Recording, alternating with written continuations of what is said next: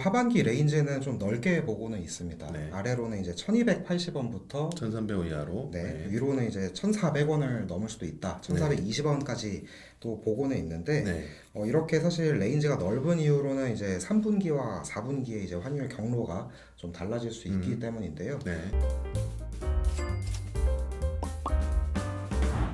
안녕하십니까. KB국민은행 수석 이코노미스트 문정입니다. 이번 시간에는 2025년 하반기 글로벌 경제 및 금리 그리고 환율에 대해서 알아보는 시간을 갖겠습니다. 첫 번째 세계 경제입니다. 우리가 보통 세계 경제를 보기 위해서는 두 가지 지표를 많이 보고 있는데요. 첫 번째는 OECD에서 매월 나오는 글로벌 경기 선행 지수가 있습니다. 글로벌 경기 선행 지수를 기준치 100을 놓고 환산한 것이 이제 글로벌 경기 선행 지수 순환 변동치라고 보통 보는데요. 그러니까 100 이상을 가면은 경기가 확장 국면에 있을 것이다라고 보고 있고 100 이하로 온다면 경기가 수축 국면에 진입한다라고 보고 있습니다. 최근에 글로벌 경기 선행 지수 순환 변동치 같은 경우는 기준치 100을 상회하고 있습니다.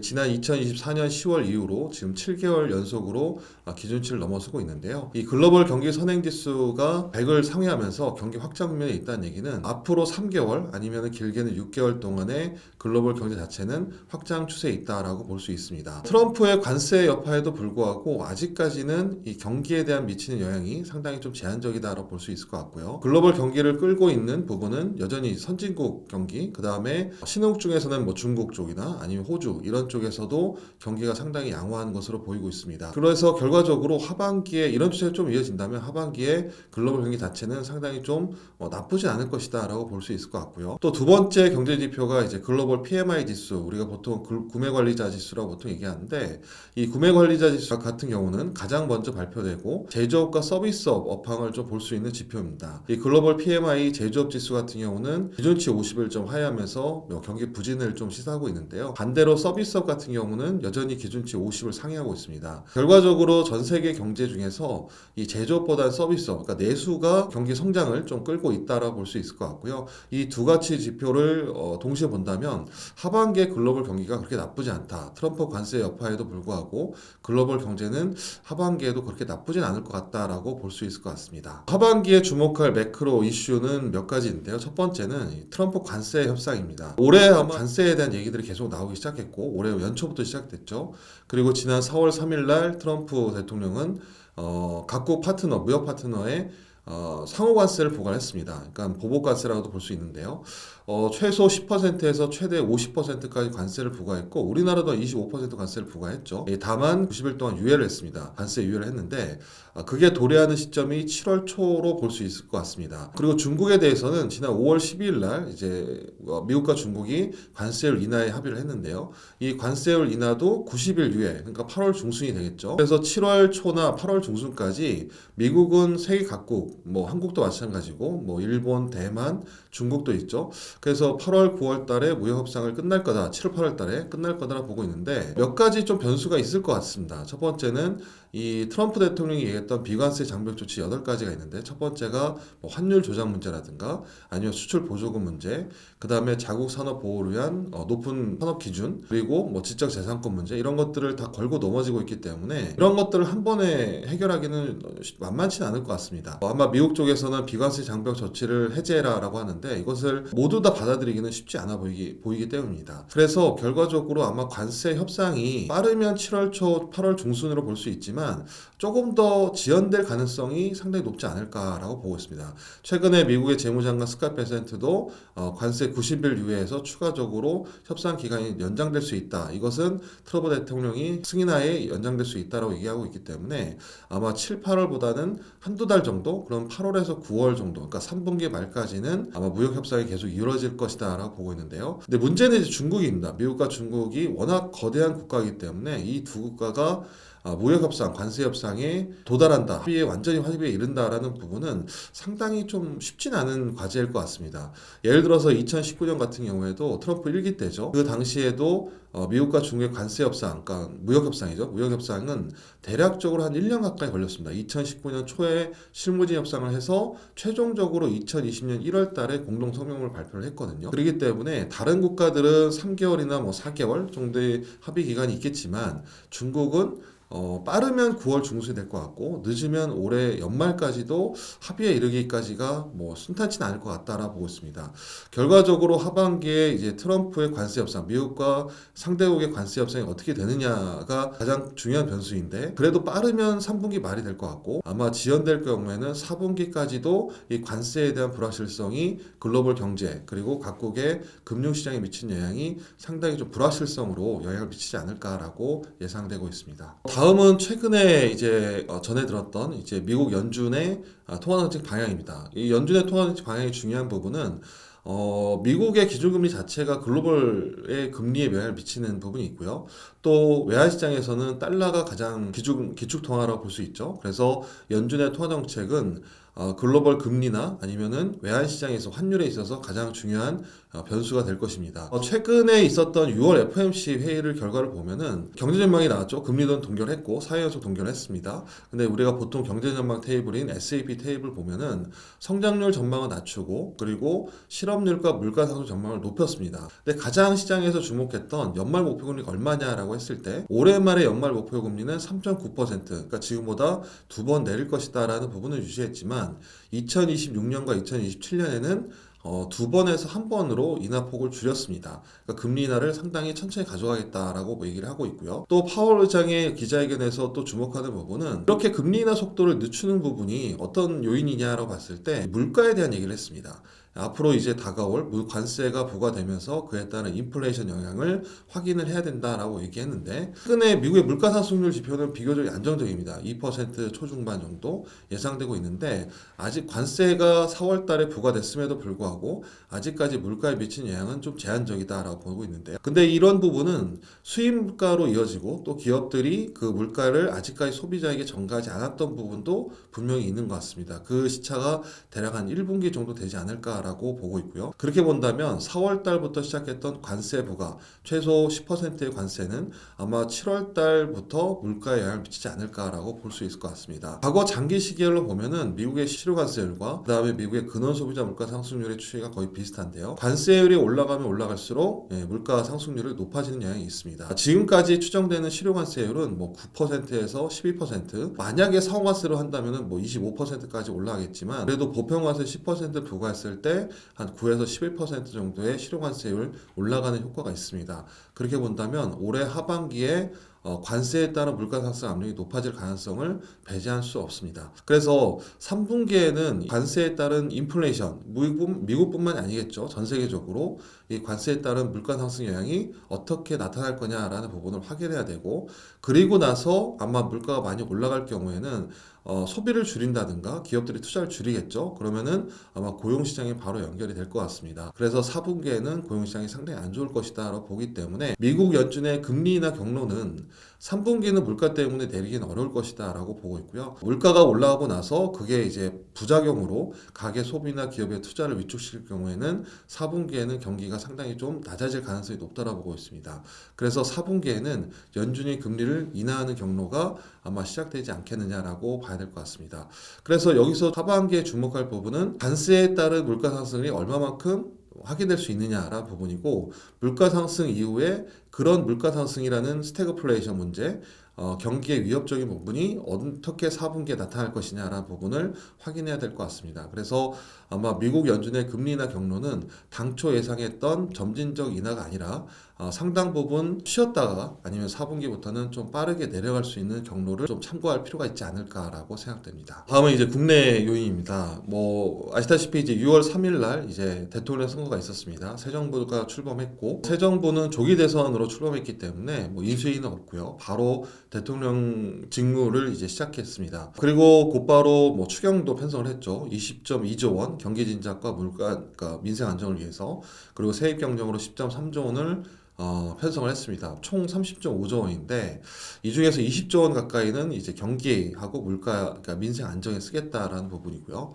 우리가 대략적으로 1차에 13조 원 재난 복구를 위해서 그 다음에 이번에는 경기 진작을 위해서 20조 원 합쳐서 대략 30조 원 이상의 추가 경정이 편성이 됐습니다. 물론 이제 이런 부분들이 결국에는 이제 경기를 얼마만큼 끌어올릴 거냐라는 부분으로 이어져야 되는데 대략적으로 7월 달에 국회에 제출하고 8월 달에 국회에서 통과되면은 빠르면 8월 중하순이나 이제 집행이 되겠죠. 그러면 실제로 추경에 따른 경기 진정 효과는 한 9월이나 아니면 10월부터 나타날 것 같습니다. 10조 원 이상의 추경에 따라서 올해 연간 성장률은 한 0.2%포인트 정도 올라가는 효과를 기대해 볼 수 있을 것 같습니다. 그래서 당초 한국은행이 제시했던 0.8%보다는 한 1% 정도의 성장률이 나올 것 같고요.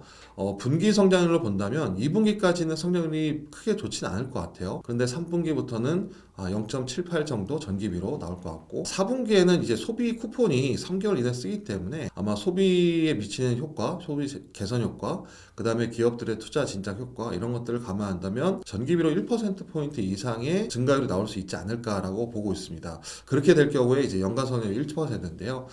결국에는 아마 뭐 새 정부가 출범해서 정치 불확실성이 완화되고 그 다음에 추경을 통해서 하반기에는 그래도 상반기보다는 경기 개선 효과가 좀 진작될 수 있다라고 보고 있고 3분기하고 4분기로 갈수록 이 전기비로 늘어나는 개선되는 효과를 조금 더 긍정적인 효과가 나오지 않을까라고 생각되고요. 내년 같은 경우에도 적어도 1%대 중후반 정도의 성장은 좀 가능할 거로 보기 때문에 국내 경제 사이클로 본다면 1분기가 아마 저점이 될 것 같고 그 다음에 하반기로 갈수록 높아지고 내년 1분기 고점 찍고 약간 슬로해지는 모습을 예상할 수 있을 것 같습니다. 이에 따라서 한국은행 기준금리 경로도 아마 3분기보다는 4분기 정도 한 차례 인하 그 다음에 내년 상반기 한 차례 인하하면서 아마 2% 정도의 최종 목표 금리가 예상되고요. 상대적으로 그동안에 올해 상반기에 부진했던 원화에 대한 회피, 원화 자산에 대한 불확실성 이런 것들은 다소 개선될 가능성이 높기 때문에 하반기에는 상반기보다는 경기 펀드멘탈, 경제 모멘텀 그리고 금융시장에 있어서 원화 자산에 대한 회피 심리 완화되면서 뭐 주식이나 채권이나 아니면 환율에 있어서 원화가 조금 더 저평가됐던 부분은 좀 개선될 수 있지 않을까라고 예상됩니다. 네, 다음은 2025년 하반기 금리에 대해서 알아보는 시간을 갖겠습니다. 네, 안녕하십니까. 자본시장 그룹 장현상 이코노미스트입니다. 올해 상반기에는 처음에는 금리가 좀 많이 내려갔다가 4월, 5월부터 금리가 좀 오르기 시작했죠. 예, 네, 그래서 생각보다 금리나 사이클을 예상을 했지만 그래도 불구하고 시장 금리는 오히려 국채 금리는 오히려 뭐 전반적으로 좀 오르는 분위기 지금까지 6월까지도 계속 오르고 있습니다. 왜 이렇게 금리가 시장 금리가 오르고 있다라고 봐야 될까요? 미국 같은 경우에는 좀 변동성이 되게 높았는데요. 뭐 예상하셨다시피 트럼프 대통령 취임 이후로 조금 뭐 여러 가지 이슈가 발생을 하면서 좀 금리가 변동성이 상당히 높았는데요. 초반에는 좀 어느 정도 금리가 좀 내려갔다가 이제 상호관세 부과 시점을 기준으로 뭐 금리가 상당폭 내려갔다가 반등을 했는데 뭐 그 이유 같은 경우에는 뭐 다들 아시겠다시피 이제 좀 뭐 상호관세로 인한 경기 침체도 있었겠지만 이제 뭐 금리가 오르는 이유는 뭐 첫 번째로는 뭐 미국 내로만 따지면은 이제 인플레이션 우려가 당연히 좀 부각되었던 점이 이제 좀 금리의 상승 압력을 일으켰고요. 두 번째로는 이제 상호관세뿐만 아니라 이제 미국 자산에 대한 신뢰도 문제가 조금씩 이제 나타나면서 네. 이제 채권에 대한 매도가 조금 많이 나타났고요. 네. 세 번째로는 그 이후에 발생했던 문제긴 하지만 공화당에서 미국에 대한 감세안을 하원에서 이제 통과를 시키면서 그 네. 이후에 이제 미국 재정 적자에 대한 우려가 네. 상당히 많이 불거진 게 어느 네. 정도 금리의 상승 압력을 좀 많이 가져왔다라고 생각을 할 수 있을 것 같습니다. 네.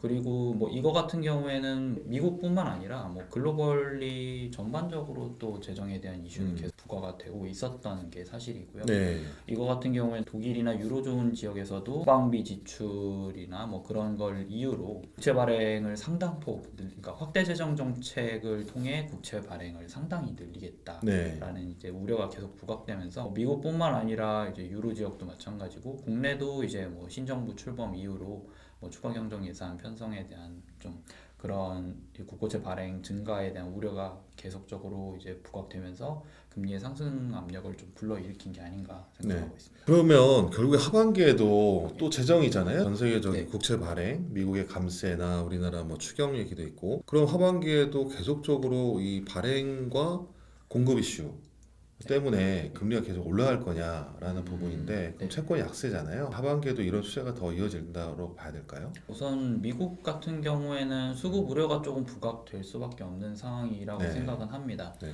지금 뭐 다들 뭐 이게 뭐 부각이 되지 않았는지는 잘 모르겠지만 지금 미국 재무부 같은 경우에는 부채 한도에 도달해 있는 그쵸. 상황이거든요. 네. 그래가지고 지금 재무부가 비상 조치를 통해서 재무부가 보유한 이제 TGA라고 하는 이제 보유하고 있는 그 잔고를 통해서 국채를 이제 발행은 하되 지금 이제 장기물은 이제 원래 기존 계획대로 계속 진행을 하고 있는 상황입니다. 하지만 초단기, 그러니까 1년 이하의 이제 단기물 같은 경우에는 이제 만기가 도래한 것들만 이제 다 발행을 하고 있는 상황이거든요. 네. 그러니까 순 발행은 초과적으로 하지 못하고 이제 만기가 도래한 것만 이제 계속 발행을 하고 있는데 이제 부채 한도 협상이 빠르면 이제 8월이나 뭐 그런 쪽 그쯤에 이제 미국 같은 경우에도 이제 좀 어느 정도 재정이 고갈나는 시점이 점점 다가오고 있기 때문에 결국 부채 한도 협상을 타결을 해야 하는 상황이거든요. 네. 이제 그 부채 한도 협상이 결국 타결이 되면은 그 이후에는 이제 보통 그 단기물을 이제 되게 많이 늘릴 수밖에 없는 상황이거든요. 뭐 이제 기존 계획대로 늘려나기는 하겠지만 당분간은 TJ 잔고를 채워야 하기 때문에 단기물을 엄청 늘릴 수밖에 없는 상황이거든요. 그럴 경우에는 당연히 이제 수급 부담이 좀 가중될 수가 있고 네. 그 경우에는 전반적으로 좀 국채의 상방 압력이 조금 나타날 수 있을 것 같습니다. 네. 그리고 장기적으로는 이제 미국의 재정 적자 이슈는 계속 부각될 수밖에 없을 것 그렇죠. 같아요. 네. 이제 뭐 관세로 인한 수입이 일정 부분 상쇄를 할 수 있다고는 하지만 결과적으로 보면은 공화당이 추진하고 있는 감세안이 결국에는 재정 적자를 폭을 좀 늘릴 수밖에 없는 구조로 작용을 하고 있고 그리고 이제 뭐 연준이 이제 통화 정책을 좀 높은 금리를 조금씩 계속 길게 유지하고 있다 보니까 어느 정도 이자 부담이 좀 커지고 있는 상황이기 때문에 네. 전반적으로 보면은 미국 재정 적자에 대한 조금 우려는 계속 진행될 수 있을 것 같습니다. 그러면 미국이 지금 금리가 이렇게 국고채, 미국채죠. 미국채 뭐 금리가 올라가게 되면은 연준이 금리를 내릴 수 있을까요? 예상대로?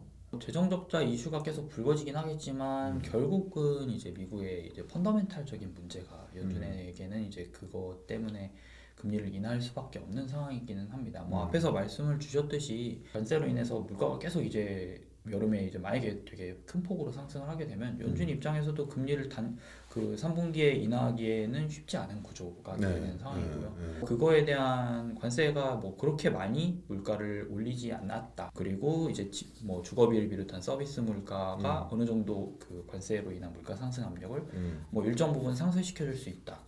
가 이제 다음 달부터 진행되는 뭐 6, 7, 8월까지 예상보다는 물가가 그렇게 많이 오르지 않았다라는 게 확인된다면 연준이 9월에 금리 인하를 할 수는 있겠죠. 근데 이제 지금으로서는 그 관세로 인한 물가의 상방 압력이 뭐 상당히 높아진 상황인 거는 사실이기 때문에 9월에는 뭐 앞에서 말씀하신 것처럼 9월에는 금리 인하가 조금 단행되기는 어렵다라고 생각을 하고요. 대신에 이제 그거에 대한 보금리가 계속 유지가 될 경우에 기업들이 결국 이제 행동으로 취할 수 있는 거는 뭐 노동 뭐 지금 하고 있는 비용 절감이라든가 그런 걸 하기 위해선 결국 노동 시장의 위축이 불가피한 상황이고 그거가 이제 조금씩 이제 시차를 두고 확인이 될 경우에는 연준도 이제 4분기 이후부터는 좀 금리를 내려야 하는 상황에 도달하지 않을까라고 생각하고 있습니다. 그럼 이제 국내 쪽은 한국은행 네. 금리 인하 지금 시장에서 많이 논란이 되고 있습니다.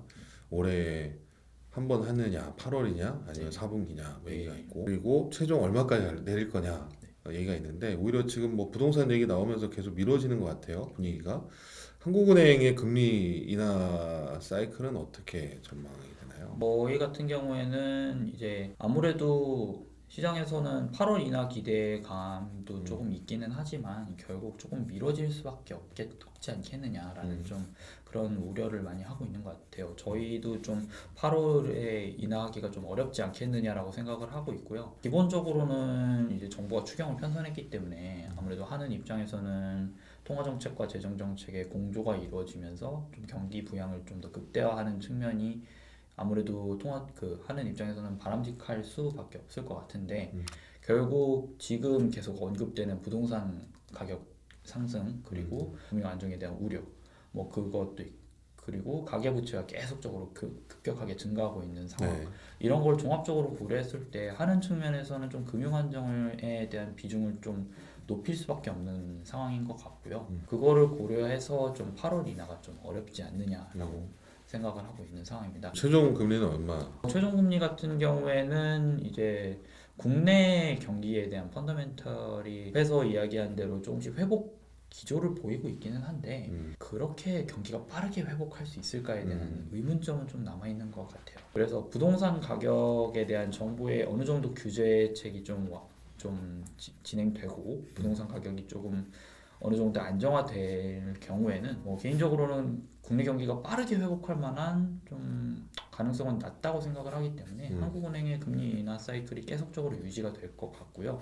그걸 반영해서는 내년도쯤에 한번 이제 올해 10월 정도에 금리 인하를 한번 진행을 하고 그 다음에 경기 상황을 봐서 내년에도 그렇게 그 국내 성장률이 잠재 성장률을 상회하는 뭐 성장률을 보여주기가 조금 쉽지 않겠다라는 생각을 하고 있어서 내년 한 상반기쯤에 한 번 정도 추가로 금리 인하를 할 수 있을 거라고 생각하고 최종 금리는 아직까지는 2.0%로 생각을 하고 있습니다. 그럼 이제 마지막으로 우리가 이제 장기 금리를 봐야 될까? 10년 금리로 본다면 미국과 한국의 10년물 국채 금리는 저점을 지난 건가?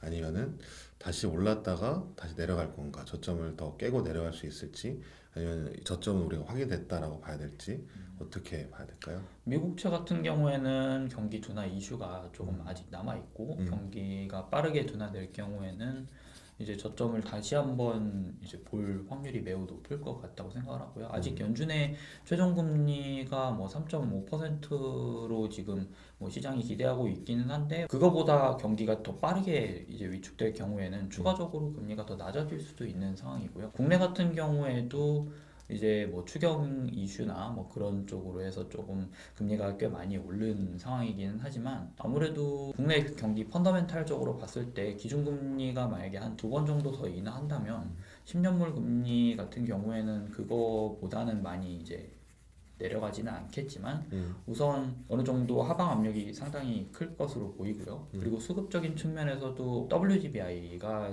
뭐 연기가 되기는 했지만 이제 내년 4월에 도입될 경우 패시브 자금이 당연히 외국인 쪽에 그러니까 해외 쪽에서 들어올 거고 그리고 그 WGBI 같은 경우에는 공식적으로 패시브 자금이 들어오기 전에 일부 외국인 자금이 이제 액티브 형태로 이제 한 4에서 5개월 전 정도부터 조금씩 들어오는 그게 패턴으로 보이거든요. 네.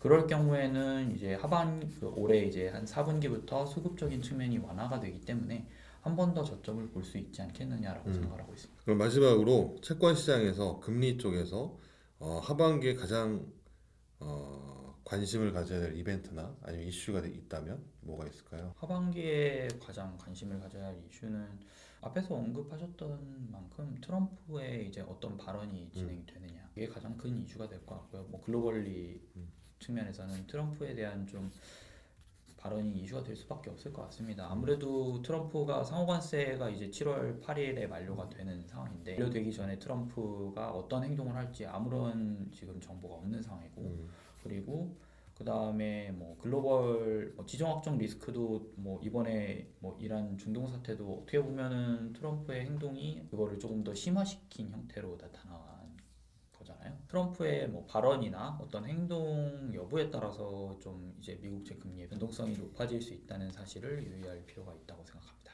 네, 지금까지 하반기 금리 전망에 대해서 들어봤습니다. 자, 이번 시간에는 2025년 하반기 환율 전망에 대해서 들어보겠습니다. 네, 안녕하세요. 이코노미스트 이민혁입니다. 네, 올해 상반기 네. 달러원 환율 다이나믹한 것 같아요. 네. 1480원에서 지금 1450원대까지 네. 130원 내려왔습니다. 환율이 급등하고 급락했는데 네. 상반기 어떤 이유로 이렇게 올랐고 어떤 이유로 떨어졌을까요? 네, 사실 저희가 이제 올해 상반기 전망을 했을 때 상반기 평균 전망치를 한 1370원에서 85원 정도 상당히 좀 낮게 봤었는데 네. 실제로는 상반기 평균이 1430원이었고요. 이제 고점은 이제 1487원이라서 네. 기존 전망 대비 상당히 높게 나온 것 같습니다. 네. 우선 이렇게 기존 전망 대비 이제 환율 레인지가 크게 벗어난 이유로는 네. 좀 국내 요인, 대외 요인 이렇게 구분을 해볼 수 있을 것 같은데 이게 전망이 그 1370, 1480원이라는 게 작년 11월에 했던 연간 전망이었잖아요. 네네 그죠? 맞습니다. 그러니까 그 이후로 우리가 예상치 못한 것들이 많이 일어난 거네요. 네네. 사실 이제 저희가 이제 전망을 할 때 기존의 전망을 할 때는 11월 말쯤에 이제 올해에 대한 그렇죠. 이제 전망을 냈었거든요. 네. 근데 이제 전망을 저희가 내자마자 네. 한국에서 이제 비상계엄이 터졌고요. 네. 예기치 못한 그쵸. 국내 변수죠. 네. 그리고 이제 그 이후로 어떤 뭐 탄핵 국면이 계속 음. 이어지고 어떤 정치적인 불확실성이 계속 이어지고 네. 심지어 이제 국내 경기도 썩 좋지는 않았잖아요. 1분기에 심지어 이제 역성장이었으니까 네. 이런 좀 경기가 안 좋았다는 측면 이런 부분이 워낙 약세로 이어지면서 환율 레벨을 좀 많이 높이지 않았나라고 생각이 되고 그리고 이제 대외 요인으로 봤을 때는 뭐 앞서도 계속 언급을 주셨지만 또 연초에 이제 트럼프 행정부가 취임하고 나서 뭐 4월 달에 이제 전 세계를 대상으로 고율 관세를 매기면서 이런 글로벌 무역 전쟁에 대한 이슈가 굉장히 커졌었고 네. 또 어떤 뭐 미중 갈등 네. 이런 부분에는 사실 우리나라 한국 경제도 많이 영향을 받을 수도 있기 때문에 네. 이런 대내외적인 좀 불확실성 이런 예기치 못한 변수들이 환율을 레벨을 좀 많이 높이지 않았나라고 생각이 되고 물론 이제 5월 달부터서는 이제 환율이 빠르게 좀 내려오기 시작을 했습니다. 네. 일단 5월 달에 미중 무역 협상이 있었고 네. 서로 이제 양국 간의 관세율을 크게 낮추기로 하면서 네. 좀 이런 부분 때문에 뭐 위안화 가치가 안정이 되고 또 그 사이에 뭐 한미 환율 협상 네. 뭐 이런 이벤트들도 있었고요. 네. 또 앞서 뭐 채권 애널리스트께서도 이제 말씀해 주셨다시피 어떤 미국의 재정 적자 이슈 이런 부분이 좀 달러 자산 신뢰도에 이런 영향을 미치면서 전 세계적으로 달러가 약해졌던 부분이 우리나라 이제 달러원 환율을 좀 많이 내려가게 하는 요인이 되지 않았나 이렇게 생각을 하고 있습니다. 네. 그러면 올해 1,480원, 그러니까 평균 1,430원, 우리가 예상했던 건 1,375원인데 네. 1,430원이면 대략 한 55원 평균이 올랐잖아요. 네. 그러면 그 55원 평균이 올라간 거는 국내 정치 문제, 네. 네. 거기다 대외적으로 트럼프 관세, 네. 어느 게 더 크다라고 봐야 될까요? 뭐 그 영향을 뭐 전반적으로 그러니까 정확하게 측정할 수는 없겠지만 일단 우리나라 같은 경우는 이제 소규모 개방 경제 국가이기 때문에 네. 아무래도 이제 대외 이슈에 상당히 큰 영향을 받을 수밖에 없고요. 네. 근데 그와 동시에 이제 어떤 비상 계엄이라든지 뭐 탄핵 이슈 같은 이제 되게 이례적인 정치 이벤트 역시 굉장히 또 큰 영향을 미칠 수 있기 때문에 네. 국내 요인, 대외 요인 어느 한쪽이 압도적인 더 큰 영향을 미쳤다라고 보기에는 조금 어렵지 않나. 좀 둘 다 이제 균등하게 영향을 미쳤다라고 생각을 하고 있습니다. 예. 자, 그럼 하반기에 먼저 달러를 먼저 볼까요? 하반기에 달러 지금 올해 연초 대비 달러가 한 10% 내려왔죠? 한 네. 9에서 10% 정도 약세인데 시장에서 가장 궁금한 거 대부분 뭐 달러 약세 갈 거다라고 보는 것 같아요. 네. 올해 하반기에 달러 어느 정도까지 뭐 내려갈 건지 아니면 언제쯤 뭐 추세가 전환될 건지 네. 하반기 달러는 어떻게 봐야 될까요? 우선 하반기에는 조금 방향성 측면에서 약간 변동이 있을 것 같기는 합니다. 네. 연초부터 상반기 내내 이제 달러가 내지긴 했지만 네. 좀 3분기 들어서는 다시 좀 반등할 리스크도 있고 또 하반기에는 다시 약세로 전환할 그럴 가능성도 있다라고 생각이 되는데 네. 우선 하반기에도 앞서 말씀 주셨던 미국의 재정 적자 이슈는 지속이 될 것 같아요. 이런 측면은 사실상 달러 자산에 대한 신뢰도를 계속 떨어뜨리는 요인이기 때문에 네. 이런 측면에서 본다면 하반기에도 전반적인 흐름은 달러가 약해지는 트렌드다라고 볼 수 있겠고요. 물론 이제 뭐 아직까지 달러를 대체할 자산은 없지만 네. 좀 포트폴리오의 어떤 다변화 측면에서 좀 달러 자산에 대한 수요가 줄어들 수는 있다라고 네. 생각이 되거든요. 네.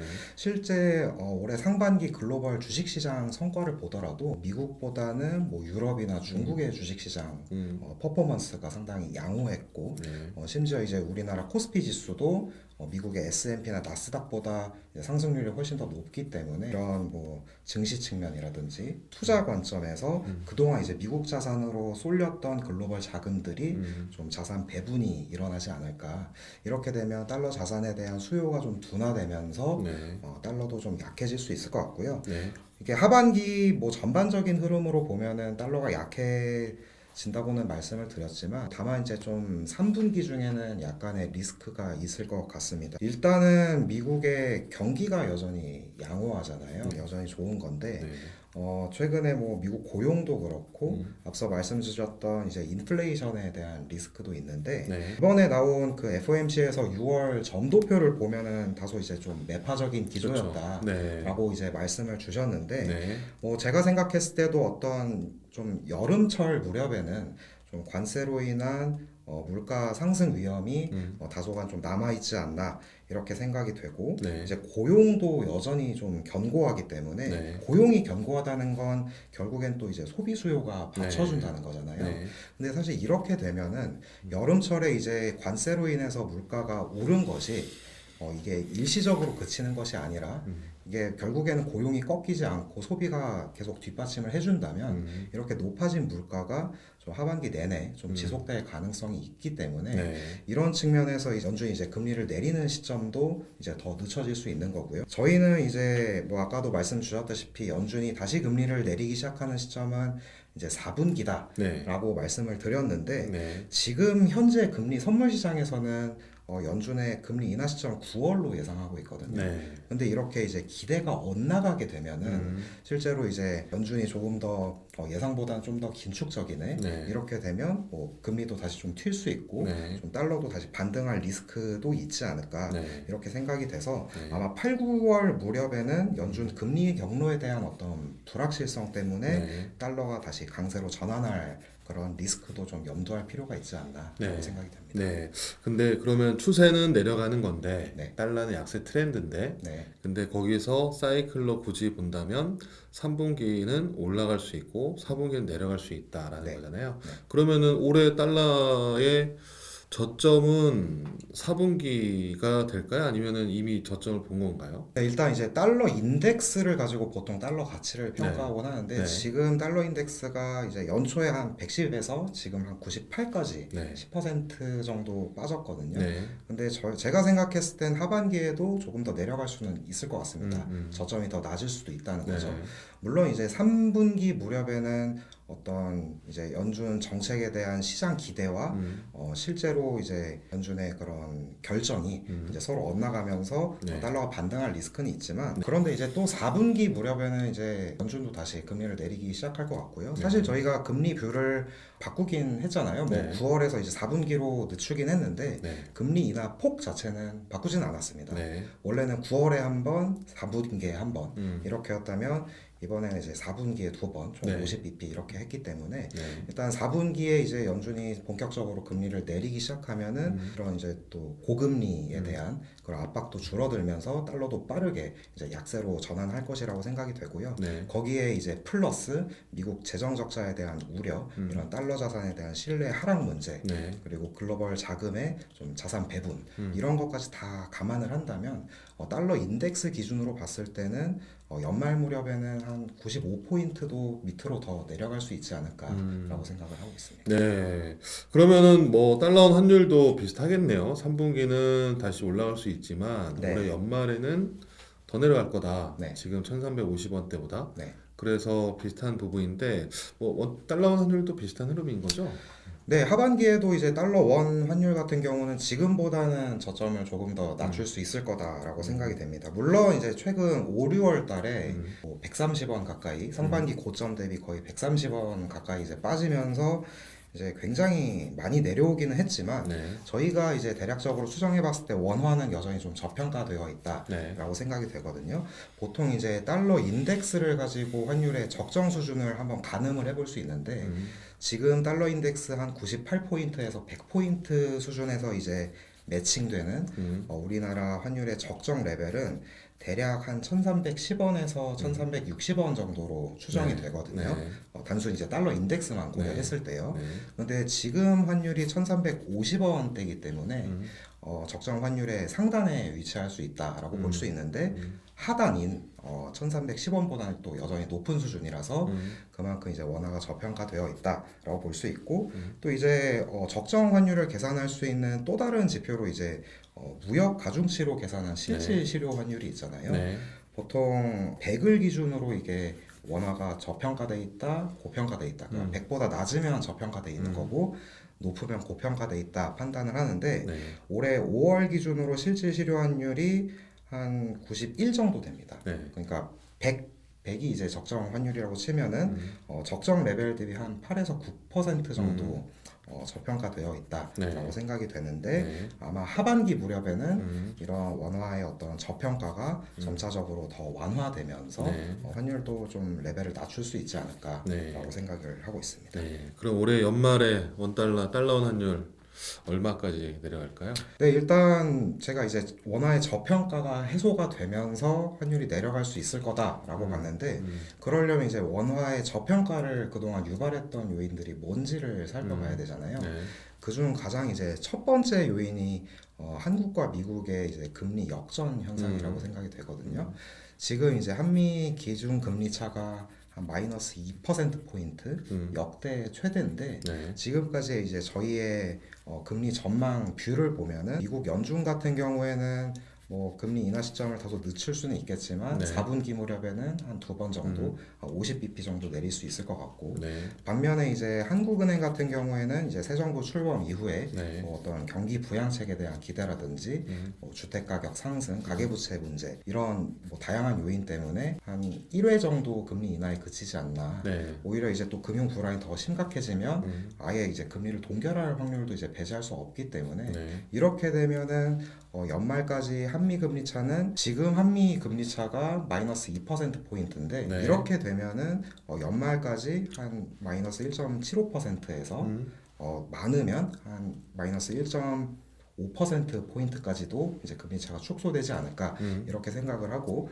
금리 차가 축소가 되면은 그만큼 이제 원화의 저평가는 이제 완화가 되는 거기 때문에 네. 물론 이제 금리 역전 현상은 계속 지속될 것이기 때문에 좀 그런 측면에서 원화가 약해질 수는 있겠지만 좀 축소된다는 측면에서는 상당부 좀 완화가 되지 않을까라고 생각이 되고요. 그리고 이제 대내외적인 어떤 불확실성도 이제 원화의 어떤 저평가 요인 중에 또 하나였잖아요. 네.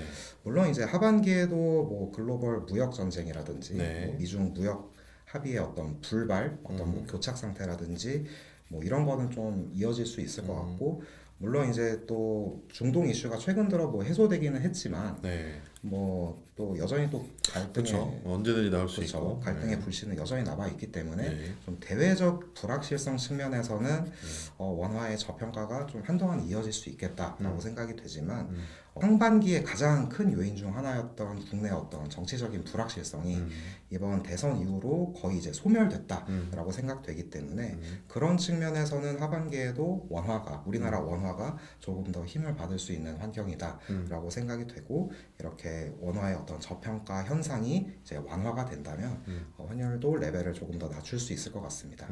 우리나라 새 정부가 출범했고 네. 또 뭐 경기 진작한다고 얘기를 했고 또 네. 추경도 얘기를 했고요. 정확하게 구분할 수는 없지만 민주당이잖아요, 네. 사실상. 그래서 우리가 뭐 얘기하는 약간 진보적인 부분도 있을 거라고 보고 있고 네. 그 민주당이 이제 대통령도 되고 국회에서도 약간 다수가 됐는데 네. 이렇게 될 경우에 외환 정책은 어떻게 될까요? 환율에 미치면. 일단 새 정부가 출범하고 나서 가장 단적으로 볼 수 있는 예가 코스피 지수가 굉장히 많이 올랐다는 건데요. 네. 최근에 뭐 3,000포인트를 넘어서 이제 3,100포인트까지도 갔었잖아요. 네. 또 일부 기관에서는 연말까지 뭐 3,700포인트까지 또 갈 수 있다 뭐 이런 전망이 나오고 있거든요. 사실상 이러한 기대 자체가 이제 새 정부 출범이 되고 나서 막 생겨난 건데 이 부분이 이제 환율에 영향을 미치는 부분에 대해서 살펴보자면 우선은 그동안 이제 굉장히 뭐 코리아 디스카운트, 원화 자산에 대한 이제 저평가가 좀 완화될 수 있다는 부분, 특히 이제 외국인 투자자들을 중심으로 원화 자산에 대한 좀 선호가 늘어나면서 네. 이런 부분이 좀 환율 하락을 이끌 수 있지 않을까라고 생각이 되는데 그동안 올해 이제 상반기에 이제 환율 상승을 이끌었던 이제 또 다른 요인 중에 하나가 국내 주식 시장에서 이제 외국인 자금이 상당히 많이 유출이 된 거거든요. 네. 올해 연초부터 5월까지 거의 10조 원 이상 증시 자금이 이제 외국인 쪽에서 이제 빠져나갔었는데 네.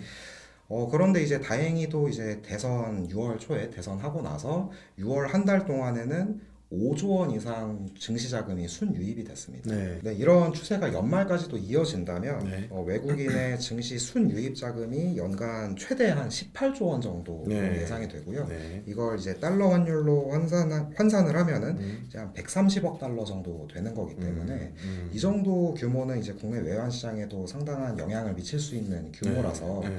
새 정부의 출범 그 자체도 중요하지만 외국인 투자자들이 국내로 얼마나 이제 더 돌아올 수 있는지 네. 외국인의 어떤 달러 자금이 국내 외환 시장에 얼마나 유입될 수 있는지 이런 부분이 환율에 굉장히 큰 영향을 미칠 수 있겠다라고 생각하고 있습니다. 네. 네, 그럼 이제 마지막으로 하반기 원 달러원 환율의 경로 그리고 레인지는 어떻게 되나요? 저 하반기 레인지는 좀 넓게 보고는 있습니다. 네. 아래로는 이제 1280원부터 1,300원 이하로. 네, 위로는 이제 1,400원을 넘을 수도 있다. 1,420원까지 또 보고는 있는데 네. 이렇게 사실 레인지가 넓은 이유로는 이제 3분기와 4분기에 이제 환율 경로가 좀 달라질 수 있기 때문인데요. 네. 우선 3분기에는 뭐 8월이나 뭐 9월쯤에 이제 8월에는 이제 미중 무역 협상이 다시 재개되는 그런 이벤트가 있고 이제 9월에는 연준의 FOMC가 있는데 아까도 말씀드렸다시피 시장의 기대와 실제 이제 연준의 금리 결정이 어긋날 수 있기 때문에 네. 이런 측면에서 달러가 좀 강세로 돌아서면서 달러 원 환율도 일시적으로 이제 1,400원을 넘어서 1,420원까지도 갈 수 있다라고 생각이 됩니다. 네. 다만 이제 하반기부터는 일단은 이제 정부의 어떤 추경 이런 부분으로 인한 성장률 제고 효과 네. 또 거기에 따른 어떤 외국인 자금의 유입 이런 좀 수급적인 요인 때문에 원화가 다시 강세로 돌아설 여지도 있지 않나라고 네. 생각이 되고 네. 또 4분기에는 이제 연준도 FOMC에서 다시금 이제 금리를 내리면서 달러도 약세로 전환될 것이기 때문에 4분기 무렵부터는 환율 레벨이 다시금 좀 빠르게 낮아지면서 네. 여기에 만약에 이제 수급적인 이슈까지 더해진다면 아마 1,300원 아래로도 볼 수 있을 것 같고요. 저희 연말 환율은 이제 1,300원 초반 정도로 보고는 있지만 이제 한 4분기 정도에는 1,300원 초반대에 좀 머물지 않을까 예, 그렇게 생각이 됩니다. 그러면 일단 3분기는 환율이 지금보다 오를 수 있는 가능성을 좀 보고 계시는 거고 네. 4분기에는 오히려 환율이 더 내려갈 가능성이 있다. 네. 라고 보는 거고 연말은 지금보다는 훨씬 낮은 수준에 있을 것이다 라고 보는 거죠. 네, 지금까지 환율까지 한번 들어봤습니다. 올해 하반기 앞에서도 제가 말씀드렸듯이 일단 관세 협상이 순탄하게 진행될 거냐 시장이 좀 과도하게 기대할 수 있는 부분도 있는 것 같고 물론 이제 생각보다 빨리 합의될 수도 있겠죠. 그러면은 하반기에 뭐 경제 그리고 금융시장 자체는 또 위험선호 랠리가 좀 이어질 가능성도 있고요. 그렇지 못한다면 하반기에도 경제의 불확실성은 또 금융시장에 또 불안 요인이 될 거고 아무래도 원화 자산, 뭐 국내 주식, 채권, 그 다음에 원화 환율 자체가 전반적으로 신흥국 통화이면서 신흥국 자산이기 때문에 이런 불확실성에 조금 더 민감하게 부정적으로 반응할 가능성도 배제할 수는 없는 것 같습니다. 그럼에도 불구하고 올해 전체적으로 하반기에는 상반기에 있었던 국내 정치 불확실성이나 트럼프 관세에 대한 불안 요인들 과도하게 약간 뭐 시장이 좀 놀랬던 부분도 있었는데 그런 것들이 하나씩 풀려가면서 상반기보단 하반기가 글로벌 경제나 금융시장에 있어서 특히 워낙 국내 금융시장에 있어서는 조금 더 상반기보다는 개선된 상황이 나오지 않을까라고 예상이 되고 있습니다. 지금까지 2025년 하반기 글로벌 경제, 금리, 환율 전망에 대해서 알아봤고요. 지금까지 똑똑한 환율 이야기, 환율 똑똑이었습니다. 감사합니다.